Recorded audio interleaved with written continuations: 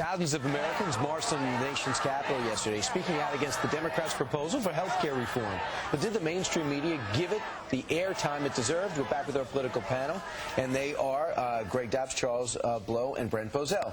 Brent, yesterday, Congressman Michelle Malkin called for it, and it happened. Yeah, it's extraordinary. I happened to be talking to her last Thursday in the hallway in the Congress, and she said, you know, we really need to do something like this. And I thought, well, this is really interesting. We're having this conversation. The next night, she mentioned it to Sean Hannity on his show, and he had an explosion.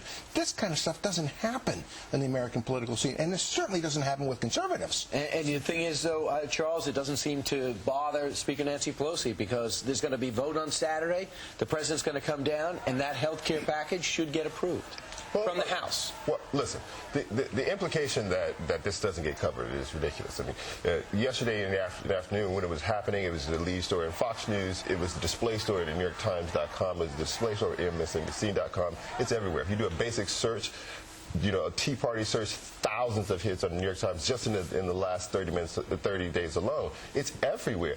I think it gets more coverage than it needs, particularly being, you know, something organized by Michelle Bachmann, who every time she opens her mouth makes Sarah Palin sound like the president of Mensa. So this idea that we're not covering it enough is ridiculous to me.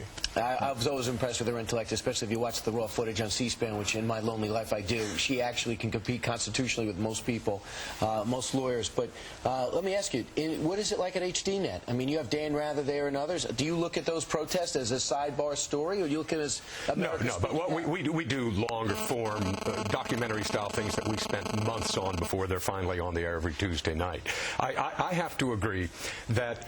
Anyway, I watched Jay Leno the other night, and he interviewed celebrity nutcases. And one of the questions was, what's the English channel? And the woman answered, the BBC. I think aside from her, everybody knows that not everyone's on the same page as Obama and the Republicans and the conservatives. Everybody knows. The NewYorkTimes.com did have the rally as its lead story yesterday until Fort Hood. I've got to correct both of you. Look, I haven't looked at the analysis for last night, so I can't speak to last night's rally. But I can tell you, because we've analyzed it for years, over and over again, when conservatives have rallies, they do not get covered by the press. They simply do not. I think the story is just that conservatives have rallies. When pro-lifers have their rallies every year, you'll never see it in the New York Times. You won't see it on ABC, NBC, CBS. You will not see these rallies. Come on, don't tell me that.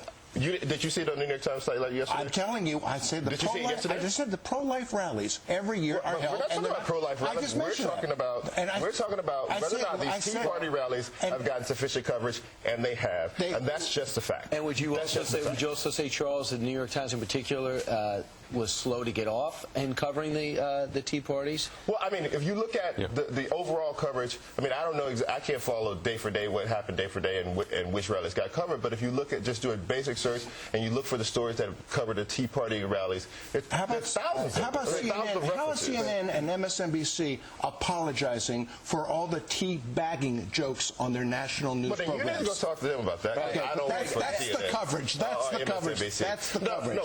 Favorable coverage is different from coverage. I mean, you're asking whether or not the thing has been covered. Whether or not people have covered it in a favorable light is a different question. That's Brent, you're asking. You brought up the pro-life rallies. Commercial-free broadcast of Fox and Friends, but as long as we have commercials, unfortunately, we've got to leave it right there. Hate it when that happens. Greg Dobbs, Charles Blow, Brent Bozell, great debate, and thanks for not agreeing. Thank you. It makes me better. Straight ahead.